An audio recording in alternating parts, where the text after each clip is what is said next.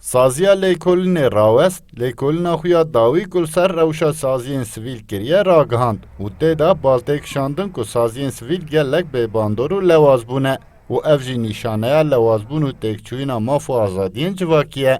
Rêveberê rawestê reha Ruhavîoğlu balêkişand ku rol û mîsyona saziyên sivîl gelek lewaz bûye û ji ber rewşa siyasî ya li Tirkiye û Bakurê Kurdistanê her diçe jî saziyên sivîl zêdetir pêkutî û zexta li ser xwe hês dikin. Ruhavîoğlu balkişand ku Tirkiye serdestiya hukûkê nas nake û zagonên ku hikûmet derdixe jî êdî hemû sazî dibin gefandane. Saziyên sivîl ji bona raya giştî em bêjin tekoşînan berxwedanan didin an jî alîkariya raya giştî dikin. Saziyên sivîl lawaz bibin, zayıf bibin, ev tekoşîna jî zayıf dibin. Niha ji 2015 vir de êku ew nûnerên saziyên sivîl êku daxilî vê lêkolîna me bûne giş viya dibêjin heta 2015 hûn dizanin 2013 û 2015 de prosesek aştiye hebû û di wê demê de dema herî baştir jiyan e. Ji wê rojê vir de saziyên sivîl lawaz dibin û em bêjin nikarin xwe bidomînin.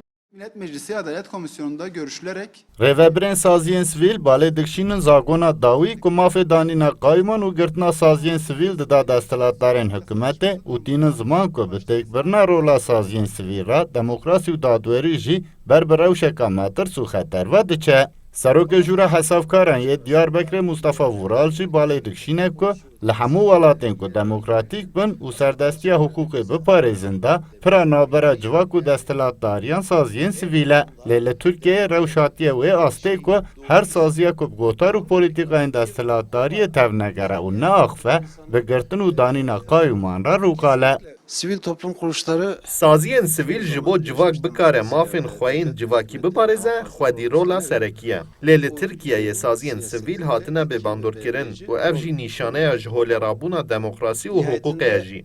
Em hêvîdarin ku ev zext û pêkutiyên li ser saziyên sivîl bên rakirin û derfetên aborî jî ji bo wan bên diyarkirin da ku nedibin bandora partiyên siyasî de wek hêzeke bi bandor rol û mîsyona xwe li ser guherînên civakî bileyîzin. İki önemli bir gün aslında. Hem rêveberên saziyên sivîl hem jî lêkolîner tînin ziman ku rewşa saziyên sivîl hebûyîna pîvanên demokratîk û dadwerî ve girêdayî dikare bê başkirin û daxwazî ew e ku di çaksaziyên hukûkî ku bên kirin da pêkutî û gefên li ser saziyên sivîl bên rakirine. Sıdık Eren, Kurdistan 24, Diyarbekir.